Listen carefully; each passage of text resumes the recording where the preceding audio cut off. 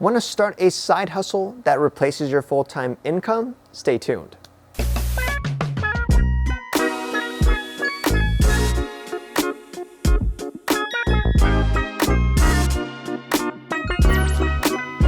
What's up everybody, it's Adrian Brambila and you're watching one video in a series of 30 on how to create an online business for beginners.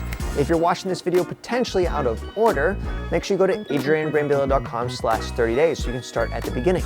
Because this video needs to be placed in the right context of everything that you've learned so far. You've learned a variety of different business models, some with the potential to already scale past $10,000 per month. And in today's lesson, you're going to learn a foundational business concept that applies to all of them. We're going to talk about something that is in most cultures and societies very, very taboo. You're not going to learn a special Facebook ad or Google hack, but I encourage you to stick with me because what you'll learn today could actually change your whole life. Because today we're going to be talking about dinero, money. Maybe there's a few select people out here watching this course who are wanting to start a hobby and they don't care about the money at all. They're just doing it to cure boredom. Well, amazing. Then you should never care about what happens. And I guess if I look back at my first business, I wanted to make money, but I was so happy and in love creating dance tutorials that it didn't really matter, which is probably why it took me 3 years to make my first dollar. There was a lot I didn't really understand about money back then. I actually thought money was a little taboo, and a lot of media kind of makes rich people look evil. So I don't know if I wanted to necessarily be rich. I wanted to make enough money to pay for the bills. I've shared this in my mindset video, but my first reason why was to basically just make $75,000 a year, which in most places in the world is a great income that I could pretty much do whatever I want without drinking champagne and caviar every day. But when my business started making money, I learned that money is actually a really amazing thing. And actually, it's really inspiring to create something of value that someone is willing to trade money for, and they love it, and it helps you because you have now increased your financial worth and proven the concept that whatever side hustle you pick, it is worth the money. So I'm filming this at a beautiful Airbnb in Florida, and I think to myself, this would be an amazing...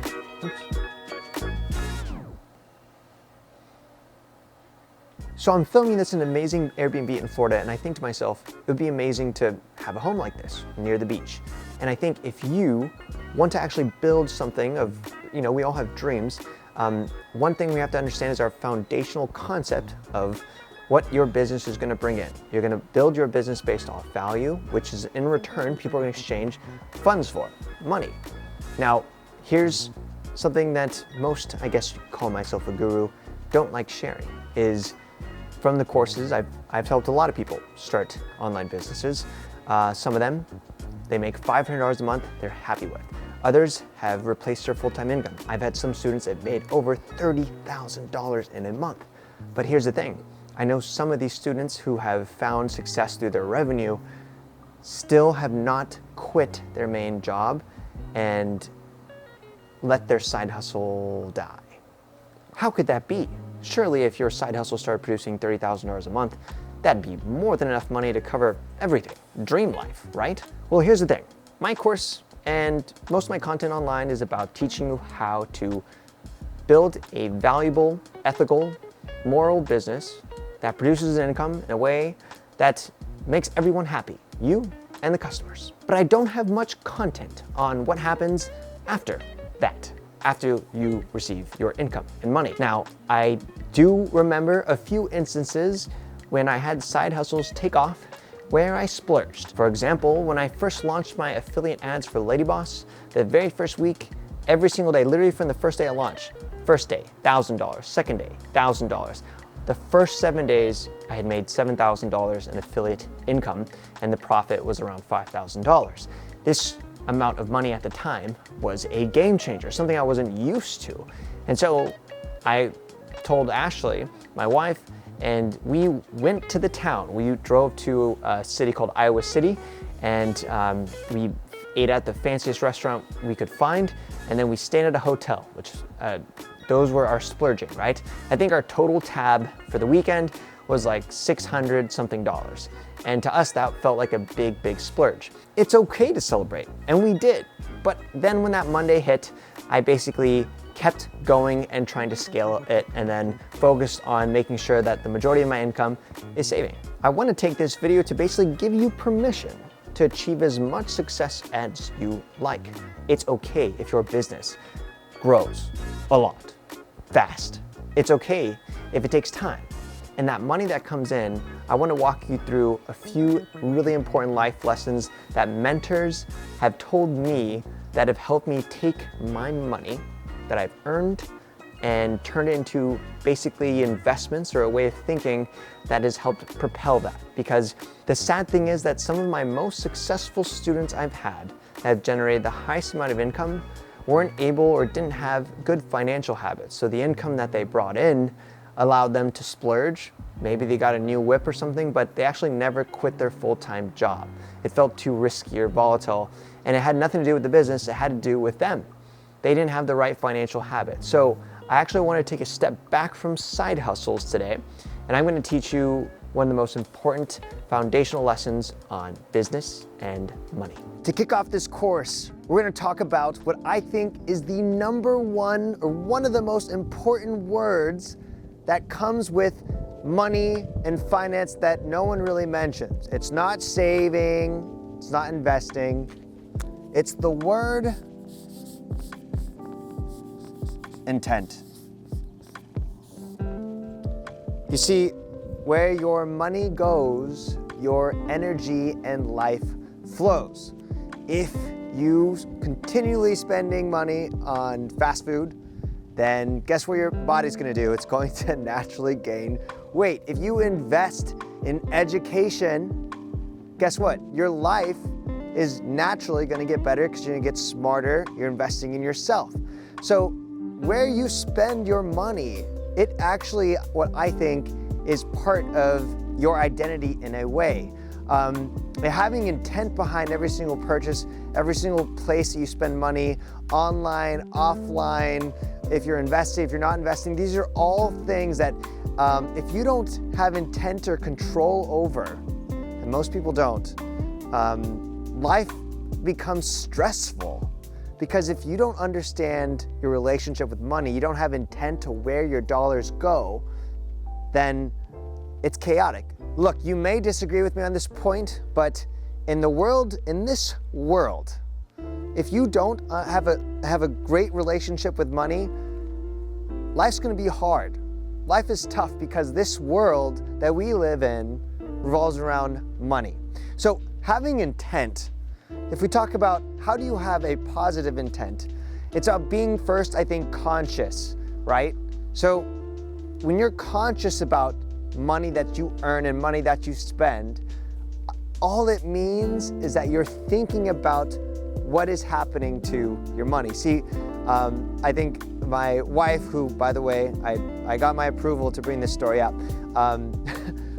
before we moved to Ireland, became minimalism and started traveling the world, before we found clarity and before we had intent, true, pure intent with how I feel, at least today, where my relationship is with money, and my relationship is growing as well. It's always growing, can never know it all. But she explained a story where her routine, built in her routine unconsciously, was after a hard day at work of stressful end of the week, she would end up going to Target, and she called it retail therapy. She would then go and buy some clothes she didn't need and buy some other things that seemed cool, and then would walk away with, let's say, a $50 to $100 bill. That would happen once a week if it was a normal week, and then if it was a really bad week, it might even happen a couple times. This is very common. This is a very American thing to do, is as an outlet for something in your life that isn't going right, you want to find an outlet to make it better.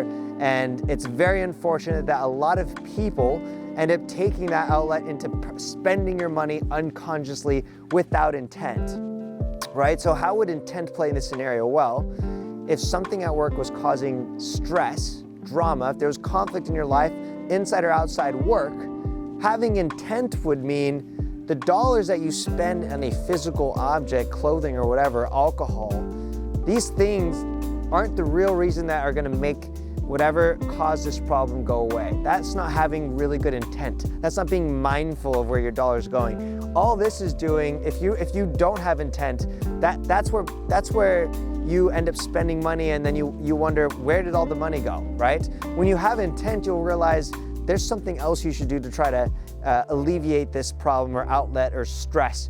It might be exercise, or it could be even more direct, trying to face the problem directly and saying, either this person at work is causing me stress, or it's my job, and trying to look at the bottom line reason why you're really unhappy or unsatisfied.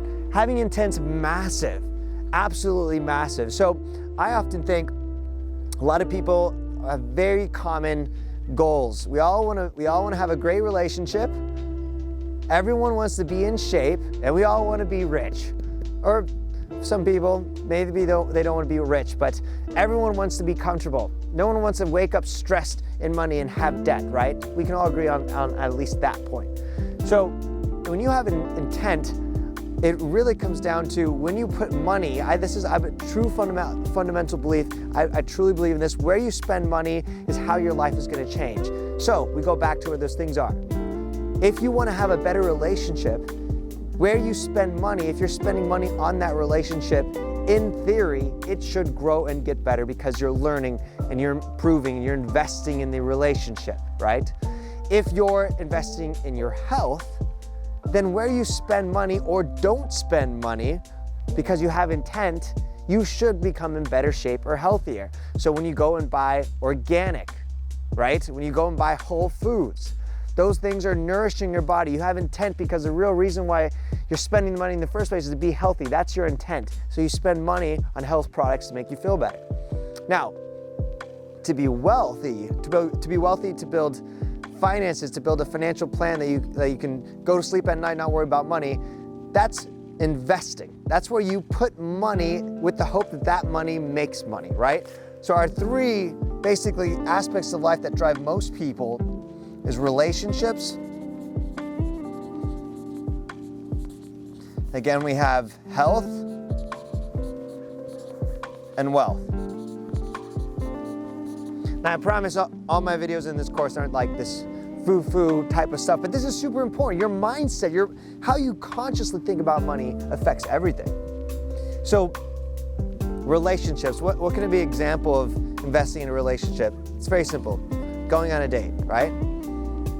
If you haven't gone on a date in a while and you're wondering why your relationship's down in the tubes, probably shouldn't invest in a date. And again, intent doesn't mean, it's not always spending. Intent could be, maybe you're not investing in a date because yes, dates are expensive, especially for the bachelor, but maybe it's having the intent to not go on a mediocre date where you're spending money on crappy food, but instead your intent is to create an experience, right? Having intent, a big mindset. Same thing with health. It could be, so buying organic, or it could not be buying junk food, right? You're having intent. What's crazy is having intent, if you truly know your intent on each one of these, it can protect you.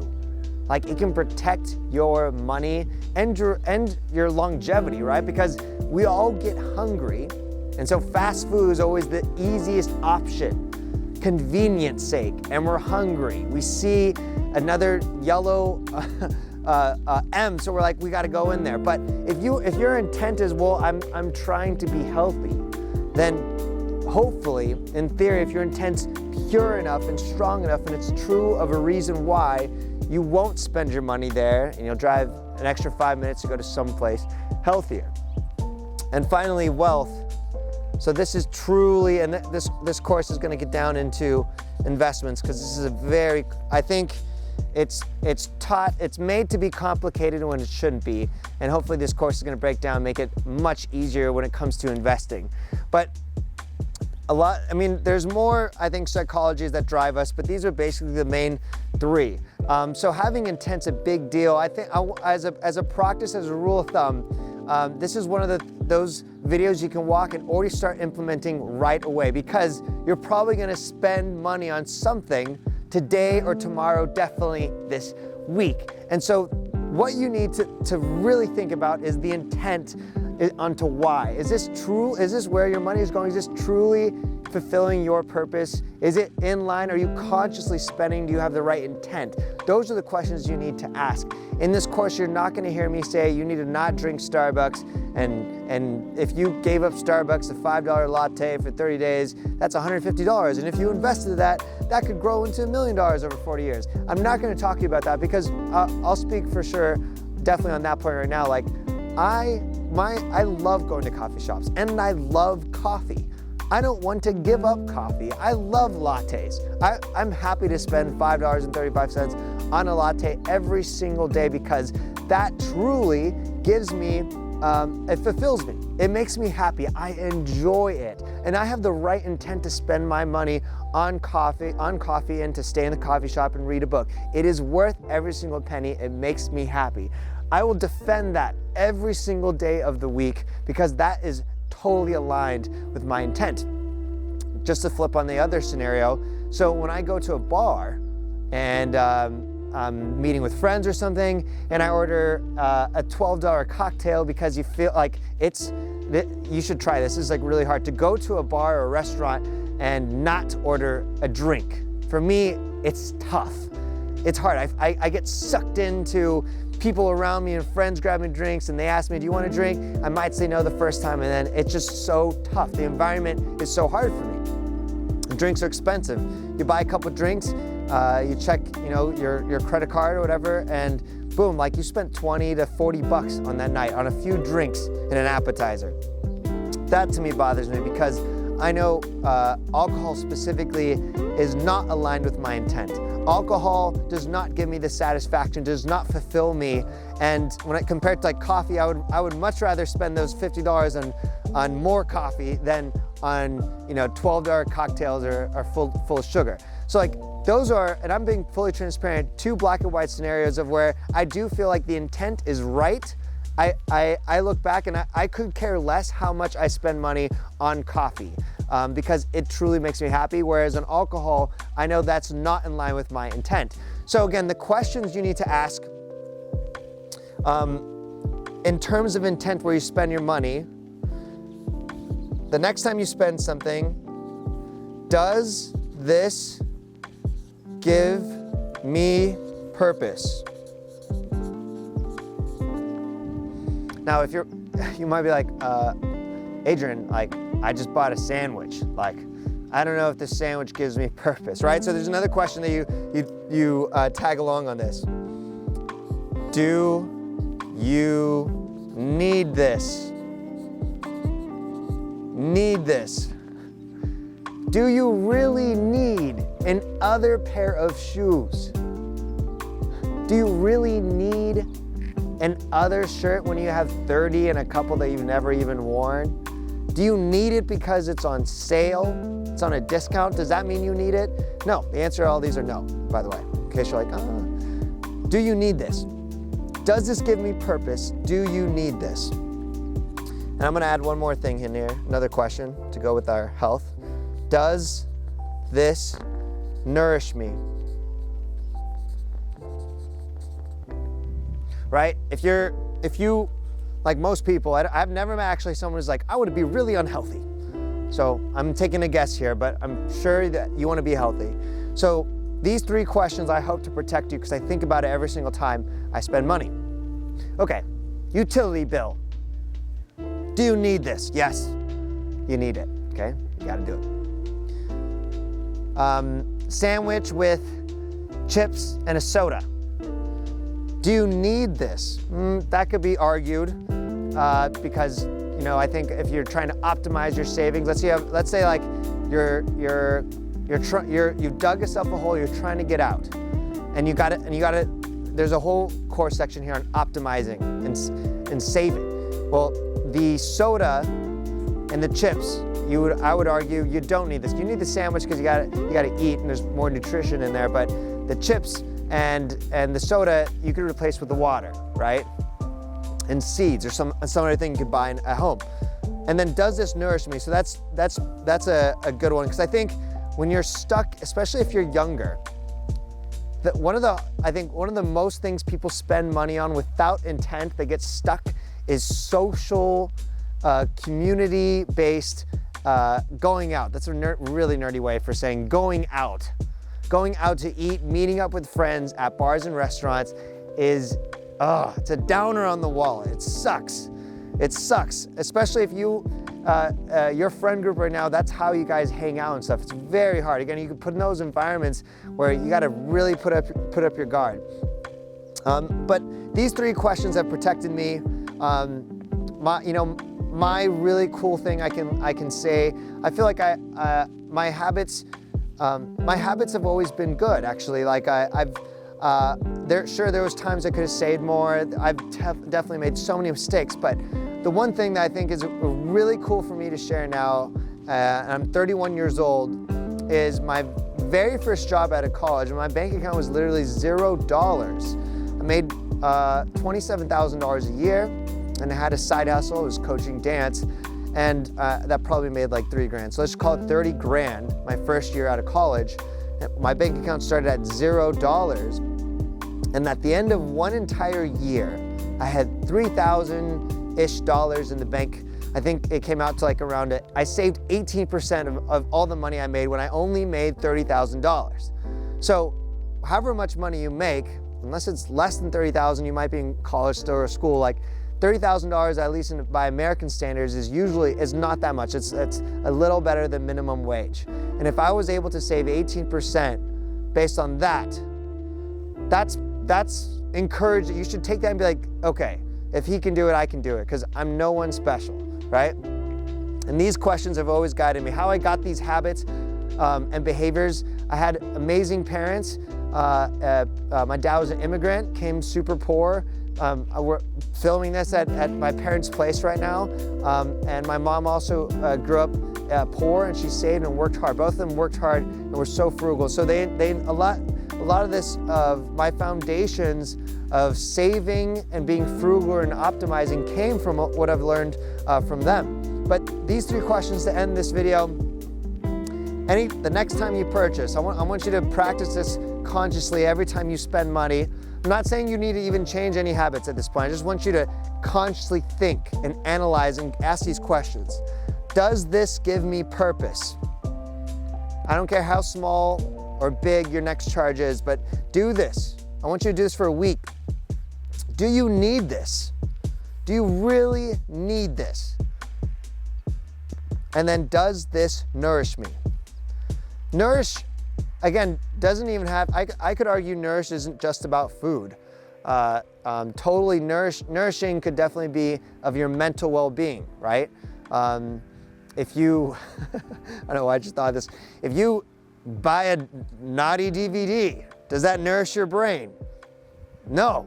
But if you bought a book, it would be nourishing your mindset, right? Your brain. So I hope you enjoy this intro video onto mindset. Living with intent is something that has been a big goal for me. It's actually my word of the year for this year. Everything I'm doing right now, I'm trying to have with intent. And I can say I feel like I'm doing a really good job where I'm spending my money, what I'm doing for fun, where I'm spending my time, who I'm spending my time with. This philosophy goes way beyond money, but it's in life, to have a life that you love, that you've built with intent and purpose for everything that you do. It's been pretty special. It's a very powerful word to me. I hope you can adopt it in areas of your life as well. What do you think? Have you ever watched a video on YouTube about personal finance? If this was your first, comment. Or if you watch a lot of them, I'm proud of you. Let me know too in the comments below. In this second part of the video, I want to talk to you about the concept of bootstrapping, because I've gotten questions for people who are just starting out, and they say, Adrian, should I take a business loan out? Adrian, my parents or my friends, I've told them about my side hustles, and they are willing to offer me $1,000 so I could get started, and they could be a partner of my business idea, my startup idea. And my response to all these people is always the same. Hell no. Do not take that money. Do not get a business loan. Do not do a daddy loan. I'm going to tell you why, but first I'll also say I'm not always right, and I have my perspectives about things. You may find other entrepreneurs who will teach you differently. In fact, I feel like every big entrepreneur in Silicon Valley would tell you what I'm about to say is foolish, that you should get a loan. If you got an idea, get the loan, raise capital, get investors, because you can scale so much faster. My response to them is you can also blow that cash a lot faster and have an idea that's worth nothing, except what you did get was a lot of bad relationships from blowing their money that you cannot pay back. Every business that I ever created was in a concept called bootstrapping. Bootstrapping is basically start with zero, make one sale, from the money from that sale, put it back in the business, and try to get your second sale, and then your third, your fourth, your fifth, until your business provides enough cash flow that it can sustain and grow, and you also can keep a little bit or a lot of it for your own personal financial goals. This concept of bootstrapping takes time, right?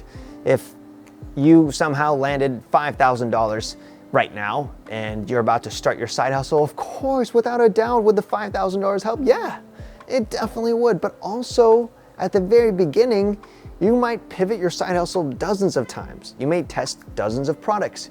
And for you to take right now, I'm just gonna say the word inexperienced at your side hustle because you're just starting out. Don't forget, I was there too. And then you infuse that side hustle with $5,000, the chances of you making that money back, slim to none. This is why I don't encourage anyone to go get a personal loan or a business loan on their internet startup or side hustle, because it's unproven. Your first goal with the side hustle or an online business is basically prove the concept. And if you do want to spend your own money, and please make sure it's your own money and not a credit card, please do not put your business on a credit card with an expense that you cannot cover. It's super important that you test with as minimal amount of money as you can. You don't want to test in a way that blows a bunch of cash, discourages you from being an entrepreneur, and then leaves a hole in your pocket. That's the worst thing. Whenever I've worked on my side hustles or my online businesses in the last 10 years, they've always been a joy. I've always had an abundance of passion working on them, and I've always waken up out of bed, can't wait to check my numbers. I've always felt excited. I've never felt burdened by my side hustles. And if you racked up debt from a side hustle, without a doubt, this entire thing is not gonna work. Fellas, ladies, I really hope I'm not being a buzzkill right now. And if you think I'm being a buzzkill, comment the word buzzkill. If you're catching my flow, type the word flow in the comments. So here's the deal. You've learned about a little bit of principles about how to build wealth, and now you've learned about the concept of bootstrapping, which my entire course is based off. Bootstrapping your business, working to get your first sale, and growing sale by sale by sale, using the funds that accumulate from the business. But if you do have a little bit of money to run in ads, make sure you spend as much time, energy, resources, analyzing data, that when you actually do spend money on ads, that you can say, checking off all the things on the list, I have taken care of everything to make sure my investment into my ads is gonna try to cover the ad spend. And I'll tell you right now, at the beginning, it's probably not gonna be covered.